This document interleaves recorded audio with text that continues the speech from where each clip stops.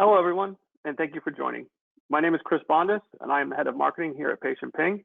I'm thrilled to welcome you all to our webinar, BPCI-Advanced, Prepare for Model Year 4, Changes in How to Succeed. As you likely know, CMS recently announced changes to Model Year 4 of the Bundled Payments for Care Improvement Advanced initiative. Here are some examples of those changes. Beginning in 2021, participants will be required to select a clinical episode group. Target prices will include a realized trend adjustment. Clinical episode overlap will be addressed. Physician group practice offset will be removed, and the risk adjustment for major joint replacement episodes will be altered. Our goals today will be to help participants navigate these new changes and ensure they're prepared to succeed.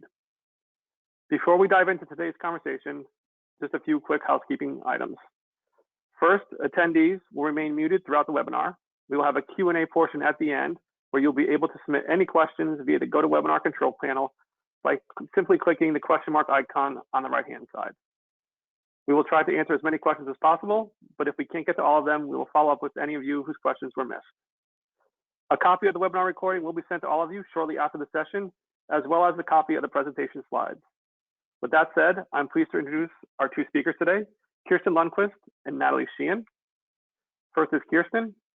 Kirsten is a senior product marketing manager at PatientPing, and before joining PatientPing, Kirsten held marketing, new product planning, and market access pricing roles at Sanofi Genzyme and worked as a healthcare management consultant at Putnam Associates. Kirsten holds an MBA from the MIT Sloan School of Management and a BA from Middlebury College. Next is Natalie. Natalie is a product marketing manager here at PatientPing, and before joining, she held marketing roles at Biogen and Oxford Immunotech. Natalie holds an MBA from the Boston College Carroll Graduate School of Management and a BS from the University of Massachusetts Amherst. Kirsten, over to you. Thanks, Chris, and a warm welcome to all our webinar participants. We have 4 goals for today's session, focusing on helping BPCI Advanced participants prepare for and succeed in the upcoming Model Year 4 of the program. Today, we're going to overview the 5 major changes to the program for Model Year 4, highlight CMS's intent for each of these changes and their impact on BPCI Advanced participants, share how real-time patient event notifications can mitigate risk and help participants succeed in the new Model Year 4, and talk about how PatientPing can support BPCI Advanced participants in achieving both their clinical and financial program goals. So to start out, I'm going to give a high-level overview of the BPCI Advanced program. The program began in October of 2018 and is slated to run through 2023. There are 2 program participant cohorts, one that started in the first year of the program in October of 2018, and the other which started in January of this year. BPCI Advanced is a voluntary advanced alternative payment model serving Medicare fee-for-service beneficiaries, so as part of the CMS Medicare fee-for-service program. The program is composed of 31 inpatient and 4 outpatient clinical episode categories. Clinical episodes begin on the first day of the initiating inpatient stay or outpatient procedure and extend through a 90-day period starting on the day of discharge from the inpatient stay or the completion of the outpatient procedure. Through the program, participants receive a single retrospective payment from CMS for clinical episodes. The program has semi-annual performance periods running January through June and July through December of each year. At the end of each performance period, Medicare fee-for-service expenditures are reconciled against prospective target prices for each clinical episode category, and participants may receive a payment from CMS if the clinical episode expenditures are below the target price, or may owe money back to CMS if their expenditures are higher than the target price in a 2-sided risk model.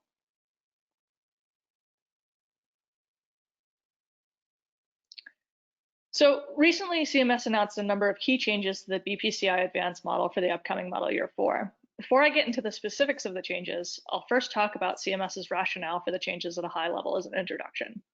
The program changes are designed to help ensure the program achieves its goal of providing Medicare savings without sacrificing patient care quality. The changes will mitigate participant clinical episode selection bias, or cherry picking, that has resulted in most episode initiators to date choosing to participate in fewer than 5 clinical episodes, and specifically in the few episodes where they had higher median historical costs for the episodes that they chose. The changes are in part an attempt to expand the average number of clinical episodes participants will be at risk for starting in Model Year 4. The Model Year 4 changes will also improve target price accuracy and help CMS ensure reconciliation payments aren't made as a result of true cost reductions versus participant regression to the mean for those starting with higher than average target prices.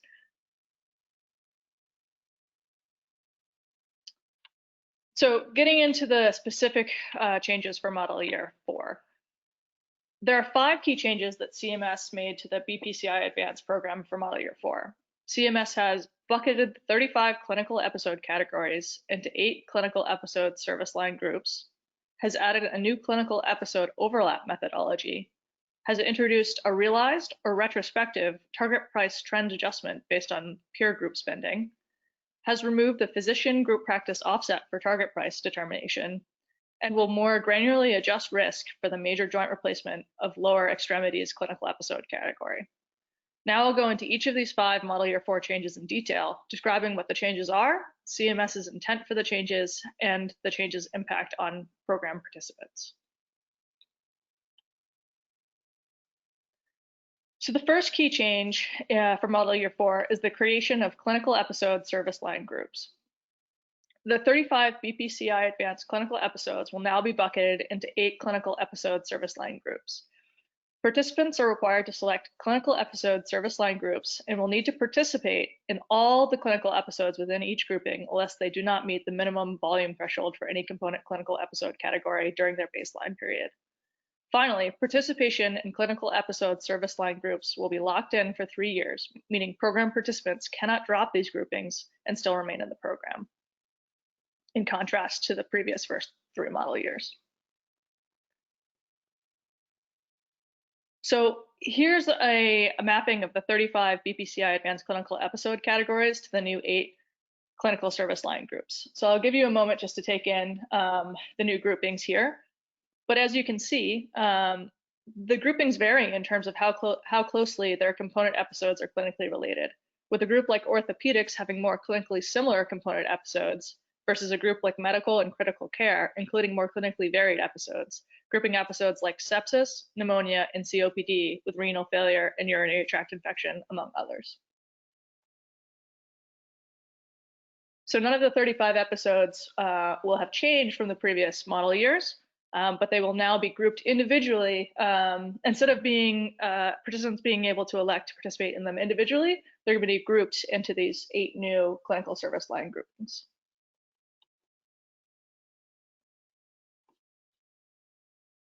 So let's get into understanding the intent and participant impact of this change. CMS's intent with the change to clinical episode service line groups was to reduce clinical episode selection bias. This basically helps avoid episode cherry picking for episodes with higher historical target prices for participants, and test bundles for a broader set of clinical service lines to drive a larger impact on clinical care, which will result in the likely expansion of the number of clinical episodes participants will be at risk for starting in model year 4. In concert with that, the key participant impacts of this change are higher risk exposure to due to the mandatory grouping selection. Participants will likely have to take on more clinical episodes than before, and some of the new episodes may be ones they had previously avoided, either due to unfavorable pricing concerns or concerns about building the necessary supporting infrastructure required to achieve success in those episodes. Model year 4 participants may require new or expanded support infrastructure or workflows given likely clinical episode expansions.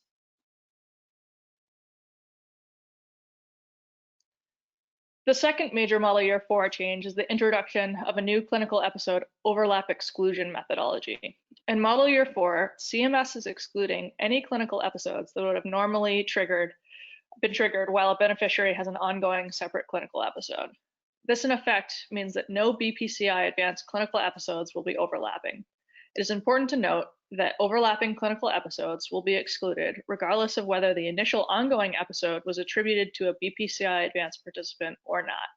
To break this down in an example scenario, if a patient has a major joint replacement of the upper extremity at hospital A and then within 90 days is treated for sepsis at hospital B, the patient would not trigger a sepsis episode at hospital B regardless of whether or not hospital A is a BPCI Advanced participant.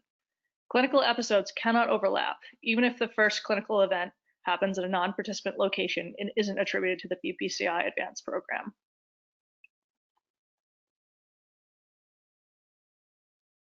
CMS's intent with this change to exclude overlapping clinical episodes is to create more consistency in the way that clinical episodes are constructed, and will act to improve target price accuracy for participants. The impact on participants of this change is that there will be a reduction in the number of clinical episodes attributed, given the overlap exclusion. There is a higher likelihood of not meeting the minimum threshold for clinical episodes for more infrequently occurring clinical episodes. And very importantly, it will be more difficult for participants to determine patient BPCI clinical episode attribution at the time of clinical episode trigger. Participants will need visibility into patients' recent care histories to determine if the patient's most recent event overlaps with an existing clinical episode to determine if they will be excluded from BPCI-Advanced program attribution. The third major change is the introduction of a retrospective peer group trend adjustment. In Model Year 4, CMS will adjust final target prices at reconciliation for peer group trends found in performance period clinical episode spending. CMS will cap the difference between the realized retrospective peer group trend factor from the preliminary prospective peer group trend factor at 10% of the preliminary prospective trend. Peer groups are based on relevant hospital characteristics, such as region, size, academic medical center status, safety net status, and urban versus rural status. With this change, CMS is using retrospective data to try to ensure that participant savings are more directly tied to actual improvements at the individual participant level. Capping at the adjustment at the 10% level is an effort at maintaining more predictability and stability in target prices for participants.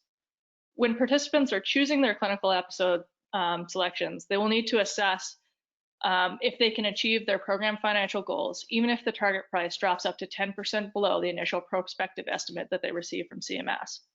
And they will have to understand the possible positive financial impact of an up to 10% upward target price adjustment. Having the ability to evaluate and improve performance in real time during each performance period can mitigate the effects of potential target price drops that are outside the total control of each individual participant and dependent on their peer groups. The fourth major model change is that in Model Year 4, CMS will remove the PGP offset used in PGP target price construction. This means that each clinical episode category will have a single target price that does not vary irrespective of the individual PGP that triggered the episode.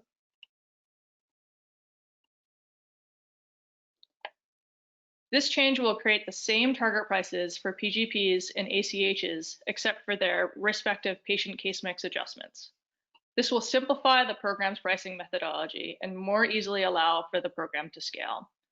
In terms of participant impact, this change could lead to possible increases in savings for historically efficient PGPs and a possible reduction in savings for historically inefficient PGPs, given the removal of their specific performance-based PGP offsets.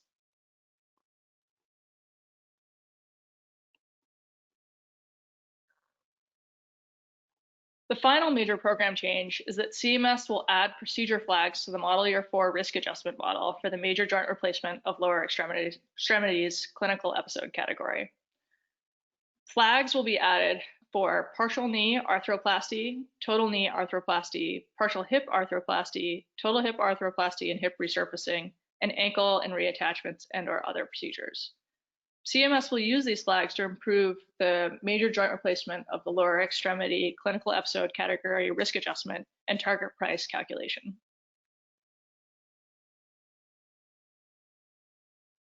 The intent of this change is to improve the target price accuracy for the major joint replacement of the lower extremity clinical episode category, given the variation of its component clinical events.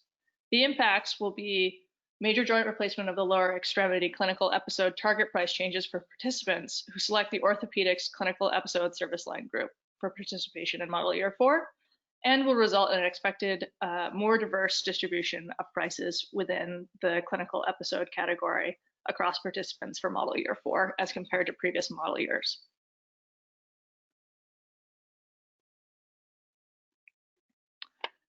To summarize, BPCI-Advanced participants should be thinking about two key considerations in the wake of the new CMS BPCI-Advanced program changes for Model Year 4. The updates are going to introduce some significant changes to the program that will require rapid financial assessments and decision-making for organizations who will need to determine their program participation status and clinical episode grouping selection by December of this year. Participating organizations will have to make sure they have appropriate workflow and supporting infrastructure in place to help ensure that they meet their program clinical and financial goals. The second key consideration is that CMS has indicated their intention of making bundled payments mandatory after the conclusion of the BPCI-Advanced program in 2023. Maintaining BPCI-Advanced program participation and building up the required infrastructure and processes can prepare organizations for success in future mandatory bundled payments value-based care programs coming in the future. With that, I'm going to hand it over to my colleague Natalie, who will cover how real-time patient event notifications and smart patient attribution can help BPCI-Advanced participants succeed in the program and through the Model Year 4 changes. Thank you, Kirsten, and thank you everyone for joining us today. Before I jump into how PatientPing supports participant success in BPCI-Advanced, I want to synthesize a couple of the key impacts that the Model Year 4 updates will have on participant strategies for success going into next year.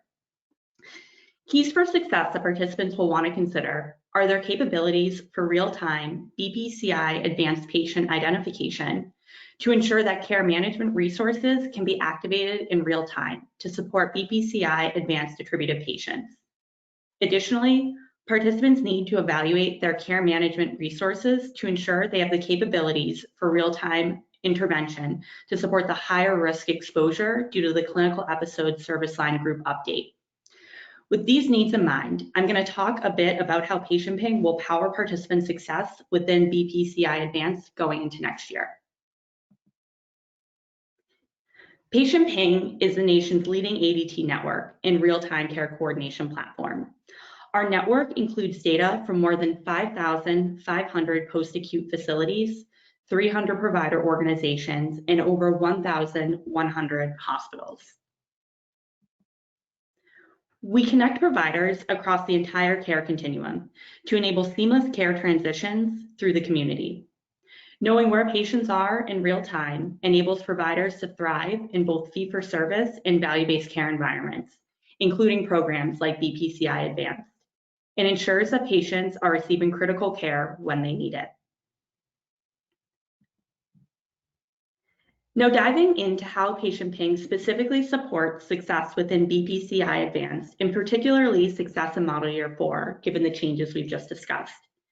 As previously mentioned, in order to be successful in managing BPCI-Advanced patient care, outcomes, and costs, participants must have mechanisms to first identify BPCI-Advanced attributed patients and then track and care manage attributed patients during their 90-day clinical episode.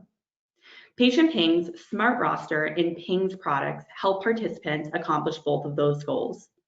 Smart Rosters acts as a real-time BPCI-Advanced patient identifier, and our Ping's product then provides you with real-time notifications on patient care events across our national network of hospital and post-acute providers. Now, taking a step back and examining why identifying and tracking BPCI-Advanced patients is so critical for success within the program, both going into Model Year 4 as well as historically. When a BPCI-Advanced patient presents within your hospital, once identified, you have clear visibility into the care being provided, costs associated with that care, and you can ensure that patient is discharged to the most appropriate setting. But the 90 days after that discharge and initial anchor stay is where a lot of the episode costs are actually occurring. Looking at some data from an analysis done on 3 of the most frequently selected clinical episodes by BPCI-Advanced participants, which is congestive heart failure, sepsis, and cardiac arrhythmia, on average, close to or more than half of total episode costs occur outside of that initial anchor stay. And notably, nearly a quarter of total costs occur in post-acute settings. Additionally, these episodes all carry a fairly significant readmission and ED utilization rate, which both drive that non-anchor stay spend through the additional ED, inpatient, and then subsequent post-acute costs. Costs aside, This also means that patients may be experiencing declining health during these episodes, and having visibility into these care events is critical for intervention to enable continuity of care, ensure optimal patient outcomes, and ultimately manage the total cost of care here. So diving into our Smart Rosters product. So with Smart Rosters, PatientPing will automatically identify attributed BPCI-Advanced patients and add them to a patient roster based on data from your hospital's HL7 feed. How this works specifically in practice is, if a patient gets admitted to your hospital and assigned a working DRG or diagnosis associated with one of your selected BPCI-Advanced episodes, PatientPing will recognize this in real time and add them to your BPCI-Advanced patient roster within PatientPing. Then, upon discharge, PatientPing will update the patient's BPCI-Advanced attribution status based on the final DRG assigned at that time. And from there, PatientPing will automatically track attributed patients for their 90-day episode duration. In practice, our Smart Roster functionality has demonstrated a 94% attribution accuracy rate, which is based on an analysis that was performed by a large health system in the Midwest that's leveraging PatientPing as a critical resource for their BPCI-Advanced strategy. Now moving towards monitoring BPCI-Advanced patients once they're actually identified and attributed through Smart Rosters. So PatientPing's product provides organizations with real-time notifications for patient ED presentations, admissions, discharges, and transfers across PatientPing's national network of over 1,100 hospitals, 5,500 post-acute facilities. What this means is you will receive a real-time notification anytime one of your BPCI-Advanced patients receives care at any of the thousands of facilities on our network. And as we previously mentioned, more than half of clinical episode spend often occurs after that patient is discharged from their anchor stay. So this empowers your teams to succeed in BPCI-Advanced because you can actively manage the significant outside utilization and spend here. Specifically, real-time notifications from pings provides you with the critical visibility to intervene and influence clinical decision-making across the entire care continuum. Notably, this enables you to monitor post-acute utilization to reduce length of stay and those associated costs, which as previously mentioned, often account for 25% of total episode costs. It also allows you to identify your high utilizer patients and know instantly anytime one of your BPCI-Advanced patients presents in an ED, enabling you to intervene and reduce avoidable readmissions. And further, for patients that have readmitted, you're able to monitor those patients to ensure continuity of care and influence subsequent discharge planning to the appropriate setting of care from there. And the ability to manage utilization in real time will become more important entering into model year 4 due to the clinical episode service line groups, as participants will likely be at risk for a more diverse set of clinical episodes that will inherently carry increased risk exposure. Pings will empower success within these scenarios by giving you and your care management teams full visibility into where your BPCI-Advanced patients are, so you can actively manage clinical decisions, care transitions, and patient outcomes.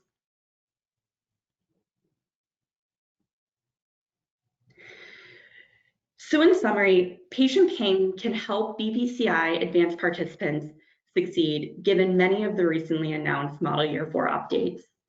Specifically, PatientPing supports the identification of BPCI-Advanced patients in real time with our Smart Roster functionality, allowing BPCI-Advanced participants to activate and optimize care management resources in real time.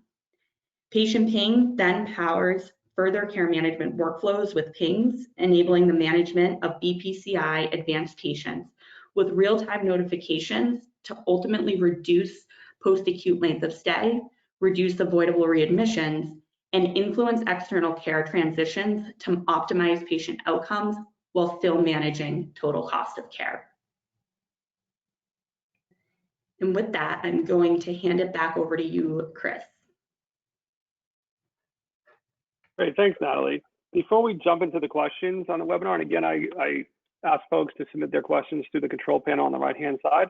We just wanted to share some additional resources about the program where you can see here on your screen. Please feel free to visit our website, contact us at connect@patientping.com, or visit our hospital page specifically on our website. Okay, so as the questions are coming in, let me just jump into the Q&A over on this page here. Let me see, reading this one. Kirsten, I think this one is best for you. Would a patient only qualify for the overlap exclusion if their initial clinical episode initiated at another facility participating in BPCI? Thanks for the question, Chris. So no, in answer to the question, no, the overlapping clinical episodes are excluded from attribution regardless of whether or not the initial event occurred at a BPCI-Advanced participating facility. The goal of the overlap exclusion model year 4 change is to create consistency for clinical episodes.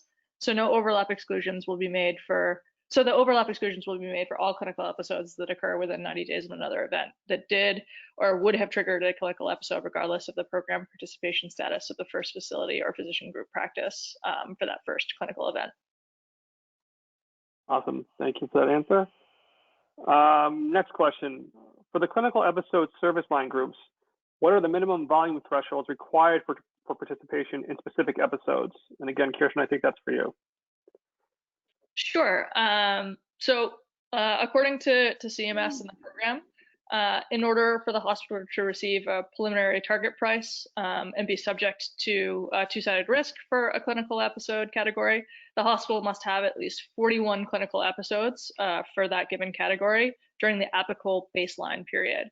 And so for model year 4, the baseline period is between October 1st, 2015 and September 30th, 2019.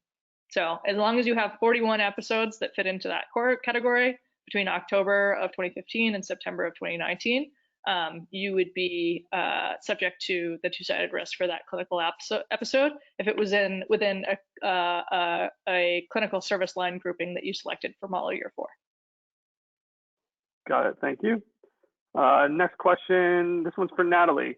How do I manage the BPCI patient roster and PatientPing to remove patients after their 90-day episodes?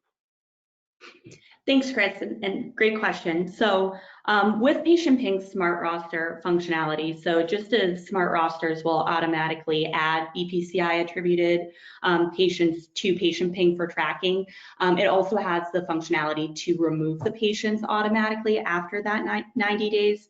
So there's no hands-on roster management needed from your end. The Smart Roster functionality will do that automatically. But to call out if for whatever reason you would want to track for BPCI attributed patients for more than the 90 days, there's also the option of customizing what that duration is for how long patients would stay on Smart Rosters, but again, they would be automatically removed from the roster after that length of time.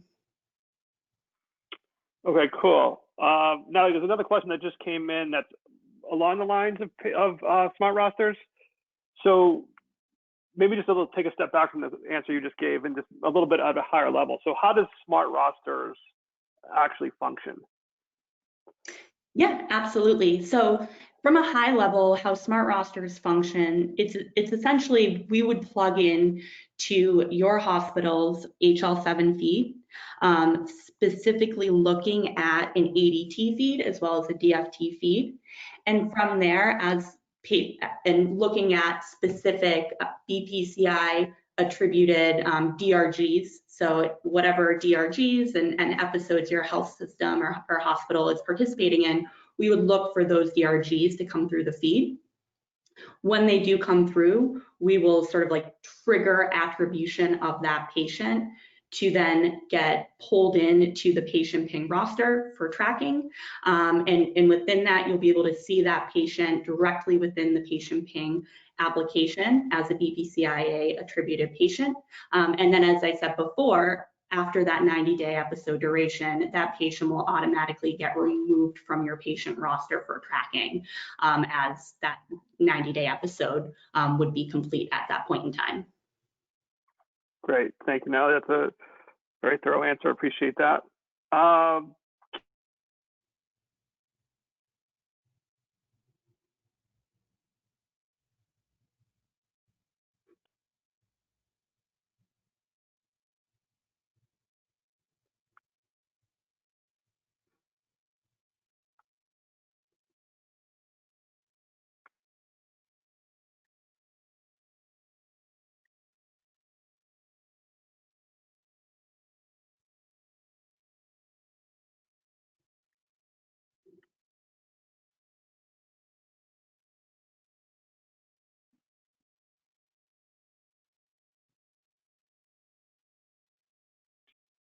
Okay, I'm just going to step in for Chris.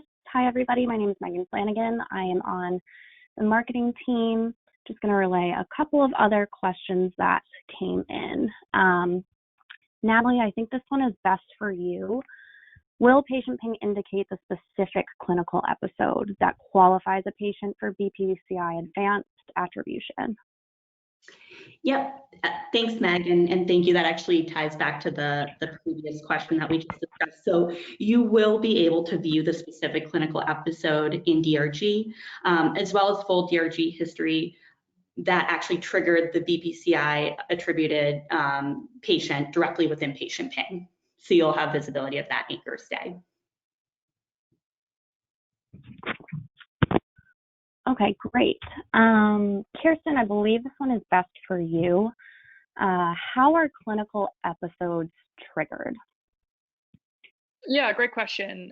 So that's going to be different whether or not that clinical episode is in one of the 31 inpatient clinical episodes versus the 4 outpatient clinical episodes.